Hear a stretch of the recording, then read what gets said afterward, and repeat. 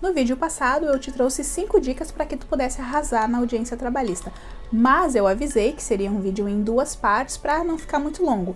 E no vídeo de hoje eu te trago a segunda parte então dessas dicas, né? Trago mais 5 dicas para tu arrasar, arrebentar na audiência trabalhista. Fica comigo até o final que eu tenho certeza que as dicas vão ser de extrema importância para ti que está iniciando na advocacia trabalhista.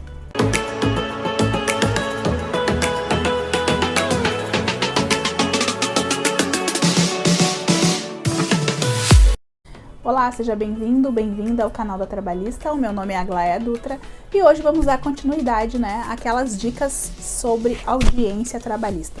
Dicas que eu tenho certeza que vão ser muito úteis na tua prática trabalhista. São coisas que não nos ensinam na faculdade, também nos fazem evitar erros, que se a gente soubesse não teria evitado. Então eu quero aqui trazer algumas dicas que vão te ajudar a evitar certos erros e com certeza vão te ajudar a se desenrolar ali nesse momento que é crucial, que é a audiência de instrução trabalhista.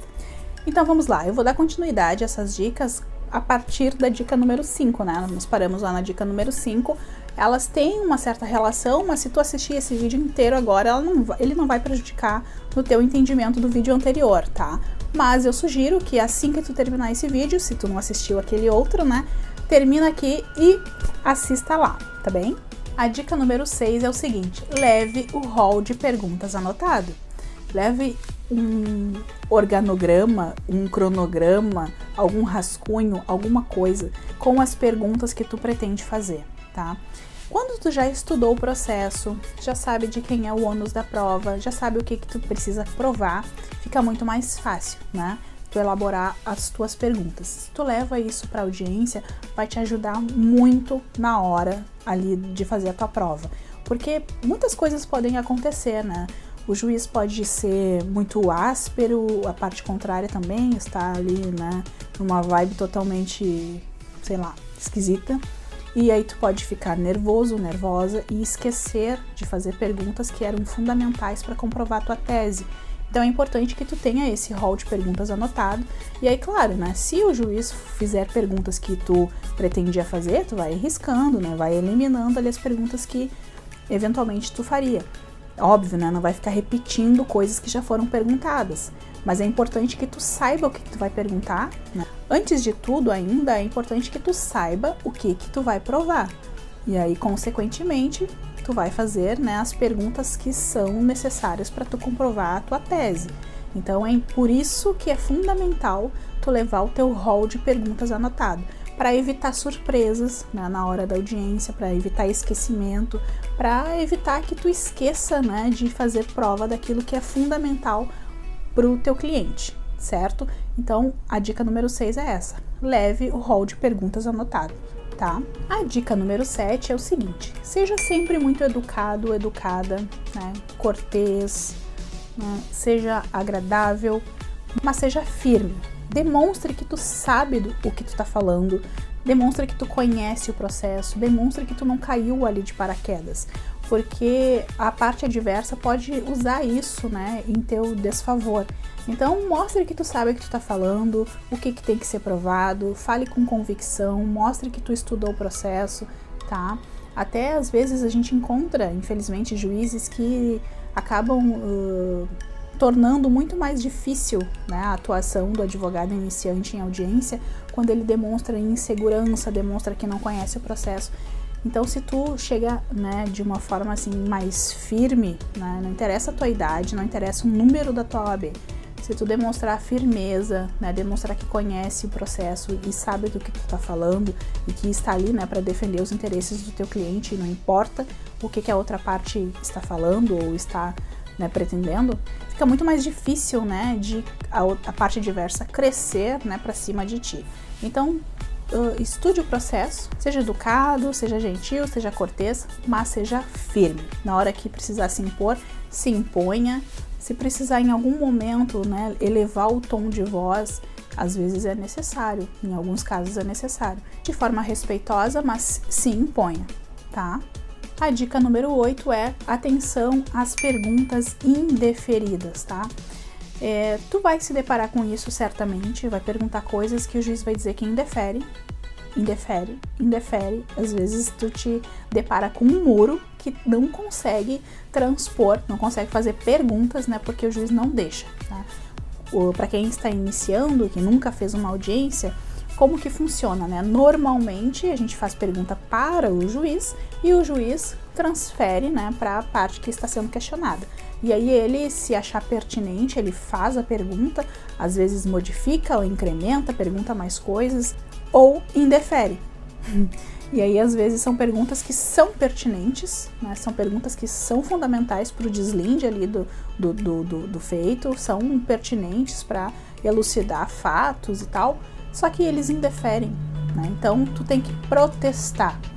Indeferiu pergunta, registra o teu protesto. Indeferiu pergunta, registra o teu protesto, tá? Se ficar indeferindo, justifique o motivo da pergunta. Se for uma pergunta indispensável para o deslinde ali da controvérsia, insista. Se ainda assim for indeferido, registra o teu protesto, porque esses protestos eles vão ser fundamentais para usar no teu recurso posteriormente.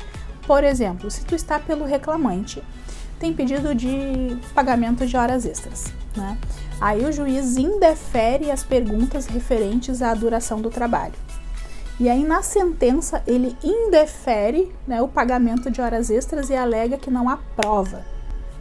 É uma incoerência, porque ao mesmo tempo em que ele não concede o pedido, né, que foi feito de horas extras, ele não deixou realizar a produção de prova.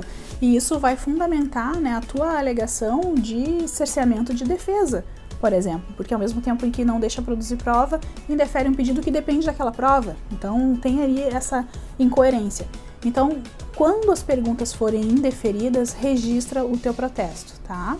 Outra dica bem importante, que talvez eu devesse ter deixado lá no início, vocês vão concordar comigo, que é a questão da contradita. Mas fica como dica número 9.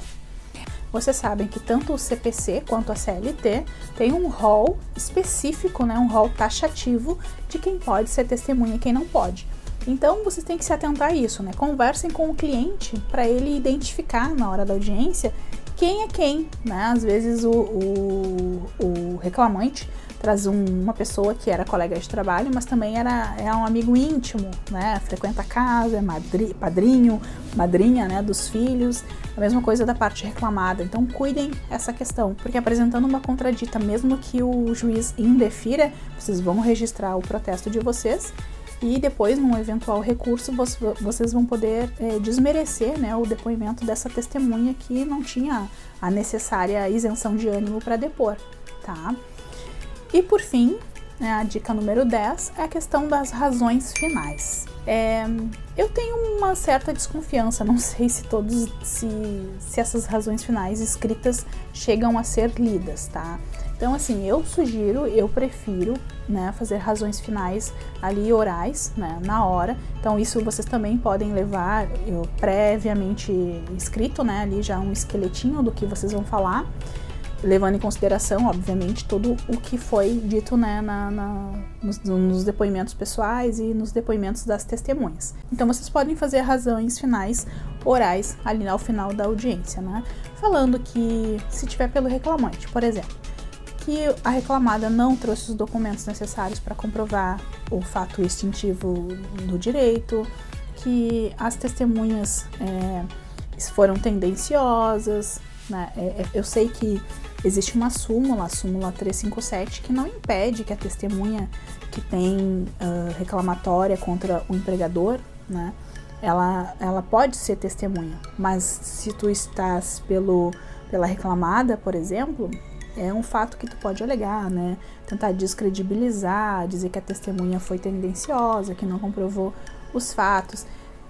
Também pode suscitar questão de confissão, né, ou do preposto ou do reclamante, isso em poucas linhas, né, para falar tratado e ficar ali, né, muito tempo falando, porque daqui a pouco o juiz também se irrita e não quer deixar ninguém falar.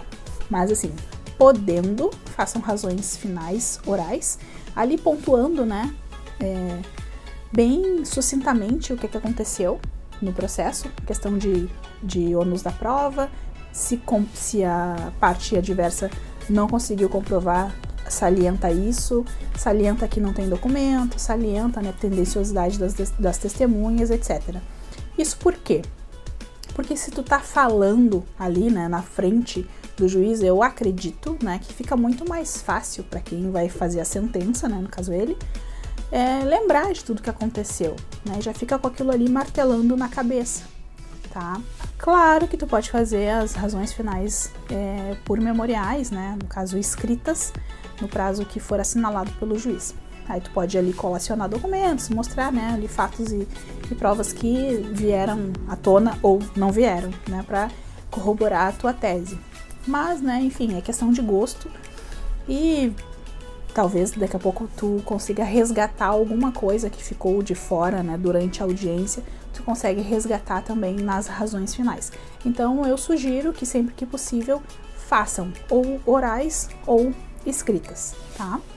Então, essas eram as dicas que eu tinha para dar sobre audiência. Se vocês ficarem com dúvidas, quiserem saber outras coisas, né, relacionadas à prática trabalhista, digam aqui nos comentários, digam se concordam com as dicas que eu dei. Né? Enfim, vocês estão à vontade, né? Fiquem à vontade para comentar e darem as sugestões que vocês entenderem pertinentes, tá?